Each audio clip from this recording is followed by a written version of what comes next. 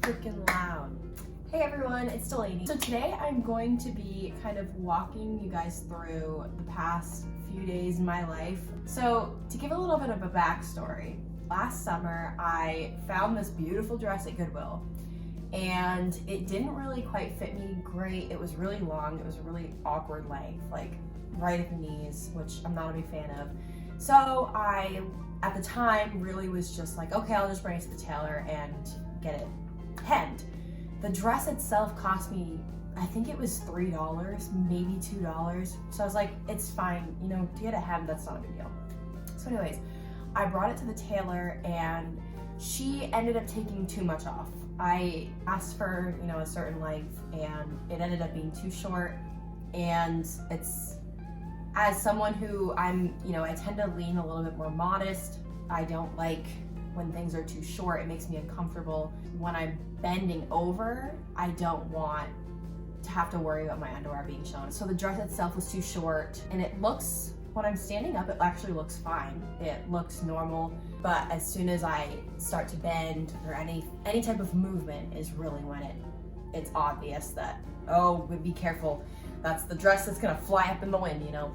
I was really disappointed, but there wasn't enough of a hem that she had tucked under to take it out a little bit more. And another thing, I have IBS, irritable bowel syndrome, so I can get bloated a lot during the day, and having something that's just has no hemline at the waist and that just flows right down and is tight all the way down, it just doesn't work for me. I don't feel comfortable. I don't like people being able to see my gut when I'm bloated. So I decided to embark on this experiment, we'll call it. My mom actually bought me a sewing machine for Christmas, which I was so excited about. And I learned how to sew in FACS, Family Consumer Studies class in middle school, but I never really got serious about it. I know how to hem really, really basic stuff, but I honestly had to watch like countless videos on YouTube trying to thread the bobbin of my machine because it is a newer machine. So that was a little bit challenging, but after I got over that learning curve, it was really just experimenting and figuring out how I could actually turn the dress into a peplum blouse. I love peplum blouses. I think they're really feminine and super cute. I love pleats. And of course, like I love the color pink of this. It's kind of like a linen cotton blend, and it's got some beautiful buttons at the shoulders, which I really love. And I love the V neckline. I just think it together is just very feminine. I wanted to keep that and embody that femininity in the blouse that I was going to make. I really didn't watch any tutorials about how to do this. I really was kind of just keen on figuring it out myself and trying a bunch of different things. So what I first did was I cut off the skirt of the dress. That was hard to do because that was the point of no return. That was the point of no return. I was not going back. I had to do this. So I cut off the skirt of the dress, and after that, I tried to decide how I was going to go about attaching peplum to the actual top, and that part proved very difficult. And once I started getting going, I realized that I couldn't actually fit the blouse over my head. So the dress previously had a back zipper, so I would slip the dress up, not pull it down. Once I took away that skirt, I had hemmed the zipper, which I didn't know you could do, but yes, you can. You can just sew right through it and it hems it.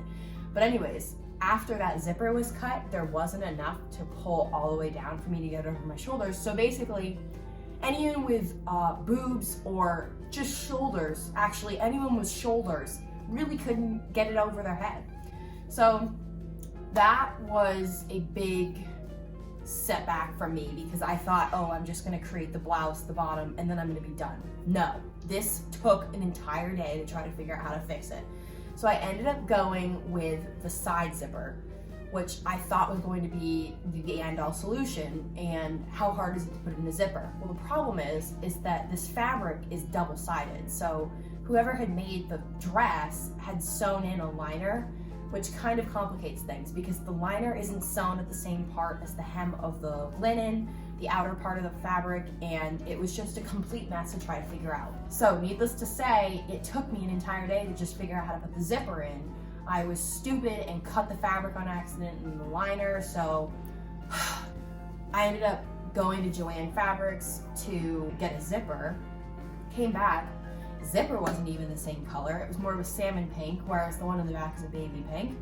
But I decided, you know what, that's the least of my problems, and I got over it. The second problem was that I had ripped the fabric on the inside, so I had to go back to Joann Fabrics and buy double-sided fabric tape. I was trying to make it so that you couldn't see the hem of the zipper where it had been sewn in, and at first glance, I thought I had gotten it, and then it just was a complete mess. It bunched up at the top. It was just wreaking a lot of havoc. So what I ended up doing was I took the double-sided tape and put it on the inside and then just folded the inner fabric onto it. If you iron it, it makes it permanent. So that was that. And then I ended up just sewing along the zipper on the outside. I was using a very light pink, and the fabric itself is light. So I think when things are kind of lighter, it doesn't necessarily show as easily. You can't see it. So it ended up being fine, but then I was left with the fabrics not lining up at the top of the zipper. So what I had to do was fold over the top hem under the arm, and that created a crease, and that was whatever. It was just like whatever. At this point, I really don't care. So after I got the zipper in, I kind of took a day off. I did some other stuff. It was really weighing on me. It was hard to do. Fast forward to yesterday. I actually had to sew the peplum part down.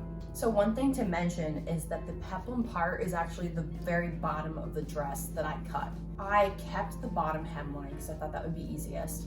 So I kind of just took out the middle section of the dress and then figured out where I wanted it attached to my waist and how long of a peplum I wanted it. Cut it there and sewed it, just a straight stitch right down. After that, it was figuring out how am I going to attach this, because most of the time I think when you create a blouse, you're not sewing in a circle, you're sewing like the back, this back part wouldn't exist, it would be cut and it would just be one long piece of fabric, which would be a lot easier to work with. Didn't have that situation. So figuring out how to actually attach the peplum to the blouse. It took a lot of trial and error. I put pins in probably 10 different times, took them out, ironed it, re-ironed it, and decided to go with 2 pleats at the front. And the pleats themselves were a mess to figure out too, because you have to sew them above where you're going to attach, and then once they're sewn, that's kind of it. Like you can take it out, but it often leaves marks, and if they're not even, they're not even, and then if the fabric bunches at one part, then it's gonna really show when you actually do the final stitch when you're attaching them.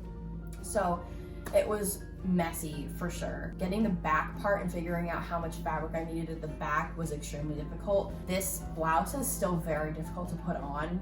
I mean, it's not as difficult to put on as it is to take off. To take off, I have to unzip both of them and kind of hoist it over my shoulders, which isn't ideal, but really what I should have done was just like taken out this zipper to begin with and done a full zipper all the way down.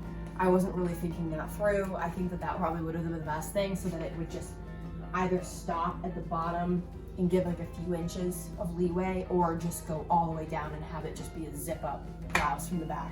Those are things I'm glad I learned as a first sewing project. I couldn't have really learned that necessarily just studying it. I'm glad that I actually did put it into practice. But I guess another thing is just lining up and making sure that it's the same length down where the hem is the entire way around. I didn't have, what are they called? Oh my gosh, what are they called? It's not statue, it's, oh my gosh, mannequin. I didn't have a mannequin. I didn't have a mannequin to try this on with, so it was me putting it on and off, having my mom help me. So what I did was I took a pencil and kind of marked on, I think 6 places around the body of the dress where I wanted to attach it, and then I ironed the bottom part and ended up just sewing a straight line, no back stitching, just putting it in place where I could take it out if I did it wrong. So how I did that was basically from the front of the dress, I would sew like 8 inches at a time, and then I would line it back up, sew the side 8 inches at a time, line it back up, sew the other side, and then sew each back side one part at a time. The back pleat, I ended up sewing it after I had attached the rest of the skirt part of it. So I had to fold it over and ended up not lining up with the seam, but you can't really tell unless you're really inspecting it. Needless to say, it was definitely an endearing project. It really tested me as a new sewer. I'm appreciative of the opportunity to learn, but it was certainly very hard. I think I probably should have gone with an easier project, but I do have a few things on my list of what I want to try next. I'd love to be able to sew some pillowcases and mend some more tops that I thrift, because I think that there's a lot of value in being able to do that. But I hope you guys enjoyed watching this video. Again, this is not a tutorial. I had no idea what I was doing. I literally just tried everything out, experimented, trial and error. That was the entire thing. So there's a reason that I'm not giving explicit instructions about, you know, the stitches that I used, the measurements of the top, how to do it. Like, no, I really don't know what I was doing. I think the best way to kind of learn something is to just try it out and learn from your mistakes. That's what this experiment was about. That's what this project was about. But anyways, I hope you guys really enjoyed watching this video. I'm gonna be posting more frequently on my channel. I'm a college student. Right now, classes are remote and canceled because of the coronavirus, so I might have a little bit more time on my hands to do these types of projects. But thank you guys so much for watching. Have a great day.